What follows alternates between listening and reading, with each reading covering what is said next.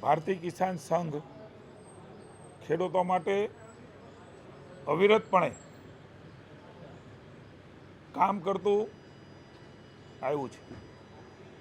અનેકવિધ કિસાનોની સમસ્યાઓ એ કિસાન સંઘે સરકારનું ધ્યાન દોરીને જરૂર પડે તો એ ખેડૂતોને એકત્રિત કરીને એમના હિતમાં હંમેશા નિર્ણયો રાજ્યમાં લીધા છે.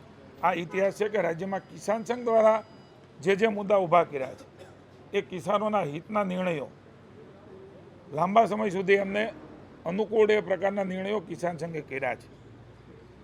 કિસાન સંઘના માનનીય પ્રમુખશ્રી, મંત્રીશ્રી અને સમગ્ર એમની ટીમ, ભાઈ અજમલભાઈ, ભાઈ શ્રી આર કે પટેલ ને એમની ટીમ દ્વારા સતત રાજ્ય સરકાર દ્વારા ચર્ચાઓ થતી હોય છે. અગાઉ પણ એમના જે મુદ્દાઓ હતા એમની ચર્ચાઓ મેં કરી છે. રાજ્ય સરકાર દ્વારા જે કમિટી બની છે એ કમિટી દ્વારા એ હું હોઉં, માની ઋષિકેશભાઈ હોય, માની અર્જુનભાઈ હોય, એમની સાથે અગાઉ પણ બેઠકો કરી મેં કેટલાક મુદ્દા એ નક્કી પણ કર્યા હતા. માની મુખ્યમંત્રી શ્રી ભૂપેન્દ્રભાઈને પણ કિસાન સંઘ પણ અગાઉ મળેલું છે, અમે પણ મળેલા છીએ. અને માનનીય મુખ્યમંત્રી ભૂપેન્દ્રભાઈના દિશા નિર્દેશથી એમના ખેડૂત માટેના મહત્ત્વના નિર્ણયો એ રાજ્ય સરકારે કર્યા છે ને ભવિષ્યમાં પણ કરવા જઈ રહી છે. વડીલોપાર્જિત મિલકતનો જે હમણાં નિર્ણય કર્યો છે એ કિસાન સંઘની રજૂઆત હતી. વર્ષોથી અટવાયેલો પ્રશ્ન એ કિસાન સંઘે ઉપાડ્યો ને એને સ્ટેમ્પ ડ્યુટીમાંથી એના વારસદારોની મુક્તિનો નિર્ણય પણ એ રાજ્યની ભૂપેન્દ્રભાઈની ભાજપની સરકારે લીધો છે. માની ભૂપેન્દ્રભાઈએ પણ અગાઉ વાત કરેલી છે. કિસાન સંઘની પણ ડિમાન્ડ હતી કે સુજલામ સુફલામ યોજનાની અંદર, સૌની યોજનાની અંદર જે પ્રકારે તળાવો ભરીને હરિયાળી ક્રાંતિ લાવવાનું કામ મોદી સાહેબે કર્યું અને જે પ્રકારે ડિમાન્ડો આવી, પાણીની અવેલેબિલિટી જેટલી હોય છે એ પ્રમાણમાં ખેડૂતોના ચેક ડેમો, તળાવો, મોટા ડેમો એ પણ ભર્યા છે. ત્યારે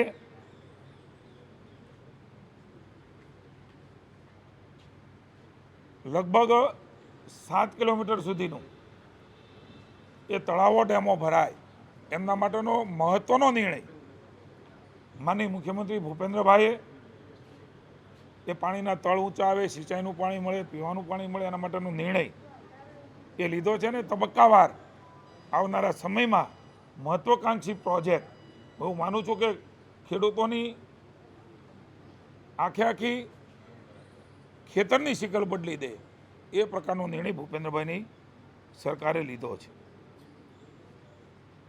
સૌની યોજના અને સુજલામ સુફલામ યોજનામાં મેં વાત કરી એમ એક મહત્વનું કચ્છની અંદર હાઈ કંટ્રોલ કેનાલને પણ આગળ વધારવા માટેનું રાજ્યની સરકારે એ આગામી સમયની અંદર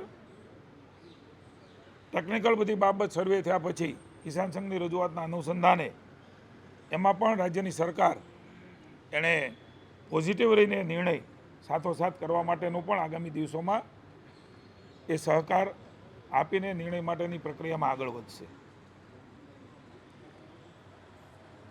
ફુવારા અને ડ્રીપ પદ્ધતિ જેનાથી ખેડૂતોને પાણીની બચત થાય છે, ઓછા પાણીએ સારું ઉત્પાદન થાય છે, એનો બઢાવો આપવા માટે થઈને પણ એક રજૂઆત હતી. એ રજૂઆત પણ રાજ્યના મુખ્યમંત્રીએ સૈદ્ધાંતિક મંજૂરી પણ આપી છે.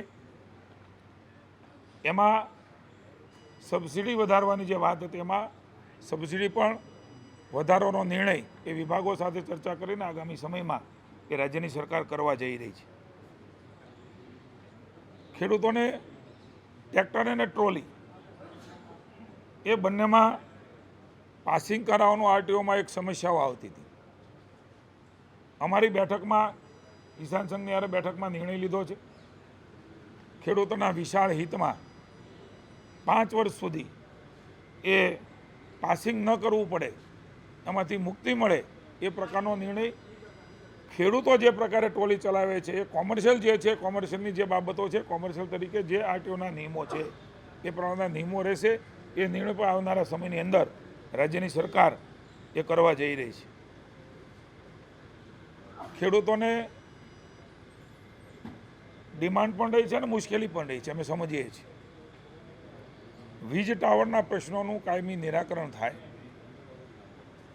એમના જમીનોનું યોગ્ય વળતર મળી રહે, અલગ જે વળતરોની બાબતો છે એને યુનેનિમસલી બને, એનો પણ ચર્ચાઓમાંની મુખ્યમંત્રી સાથે થઈને આગામી સમયની અંદર એક પેરેલલ પોલિસી બનાવવા માટેની પણ સરકાર આગામી દિવસોની અંદર એ પોલિસીના આધાર ઉપર બધાને એ યોગ્ય વળતર મળે જમીનનું અને એના પ્રશ્નોનું નિરાકરણ થાય, એમના માટે પણ આગામી સમયમાં સરકાર એ ખૂબ ગંભીરતાથી વિચારીને આગળ વધવા માગે છે. 1999થી ખાતર વિતરણની વ્યવસ્થાઓ એ બનેલી છે. સમય પ્રમાણે, માંગ પ્રમાણે અને જે સમસ્યા આવી રહી છે એ કિસાન સંઘે ધ્યાન દોર્યું છે. એમાં પોલિસી બનાવીને તકલીફ ન પડે વિતરણ વ્યવસ્થામાં અને બધાને ખાતર મળી રહે, એના માટેનો પણ મહત્ત્વનો નિર્ણય એ કૃષિ વિભાગ દ્વારા એક નવી પોલિસી બનાવીને એ નિર્ણય અમે આગામી દિવસોમાં કરવા જઈ રહ્યા છીએ.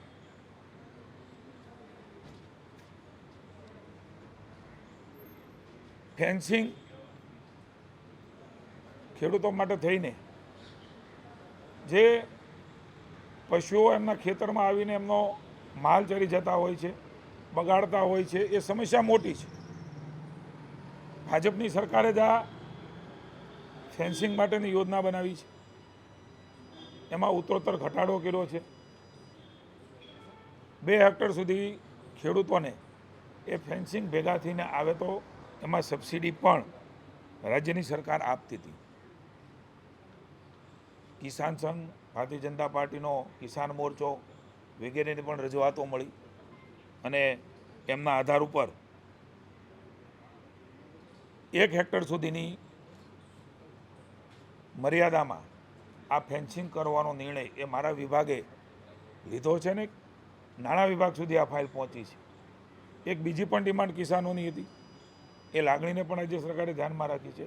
રનિંગ ફૂટ 200 રૂપિયા એ આપતા હતા, એમના બદલે હવે રનિંગ ફૂટ 300 રૂપિયા એ નાણાં વિભાગમાંથી અમારી ફાઇલ મંજૂર થઈ હતી. માનનીય મુખ્યમંત્રીશ્રીએ સૂચનાઓ આપી છે એટલે તરત જ 300 રૂપિયા આપવામાં આવશે. એટલે કે 33% વધારો આશરે એ મહત્વાકાંક્ષી આ ફેન્સિંગની જે યોજના છે, ખેડૂતોનો પાક બચાવવાની જે યોજના છે, એમાં રાજ્યની સરકાર આગામી સમયમાં નિર્ણય કરવા જઈ રહી છે.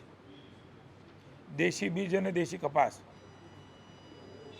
એના માટે વધુમાં વધુ વેગ મળે, જે ખેડૂત કરી રહ્યા છે એને વેગવંતુ કેવી રીતે બને ને વધારે કેવી રીતે વાપરે, એના પણ આગામી સમયની અંદર રાજ્યની સરકાર એમાં પ્રયાસ કરશે અને સહકાર આપશે. એક આપણે સૌ જાણીએ છીએ કે ખાસ કરીને ખાનગી જે કૃષિ કોલેજો છે,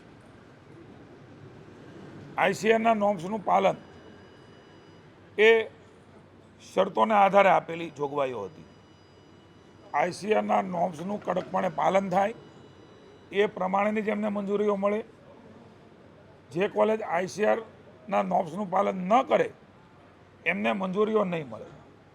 આવો નિર્ણય એ મારા વિભાગે સાંગવાન IAS અધિકારીના નેતૃત્વની અંદર એક કમિટી બનાવી છે. તમામ કોલેજોની અંદર એ કમિટી એ નોર્મ્સનું પાલન થાય છે કે નહીં એ પણ જોશે. ICARના પ્રતિનિધિ પણ એમાં છે. જ્યારે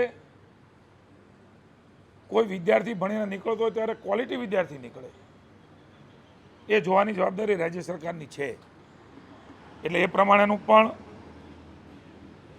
કોઈ પણ પ્રકારના અપવાદને બાંધછોડ વગર ભવિષ્યની અંદર ICARના નોર્મ્સનું પાલન કરતી કોલેજોને જ એડમિશનો આગળ મળે, જેથી વિદ્યાર્થીનું ભવિષ્ય પણ ન અટવાય. એના માટેનો પણ નિર્ણય માનનીય ભૂપેન્દ્રભાઈના માર્ગદર્શન રીતે મારા વિભાગે આ કમિટીની રચના થઈ ગઈ છે. આ પણ એક માગણી હતી, તો એ પ્રમાણે પણ રાજ્યની સરકાર આગળ વધશે. એમાં સખ્તાઈથી રાજ્યની સરકાર આગળ વધવા માગે છે.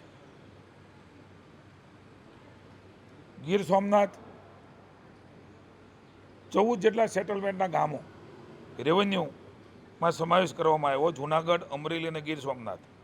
એમાં ઇકો સેન્સિટિવ ઝોન એ પણ એક પ્રશ્ન રહેતો હોય છે. ત્યારે એમની મુશ્કેલીના નિવારણ માટે વન મંત્રી, વન અને પર્યાવરણ મંત્રી આદરણીય અર્જુનભાઈ મોઢવાડિયાની સાથે ખેડૂતના પ્રતિનિધિઓ, કિસાન સંઘ વગેરેની ચર્ચા કરીને ખેડૂતને મુશ્કેલી ન થાય એમના માટે થઈને પણ રાજ્ય સરકાર ખૂબ પોઝિટિવ રહીને આગામી સમયમાં એમાં પણ જેટલું થઈ શકે એટલા નિર્ણયો રાજ્યની સરકાર કરશે.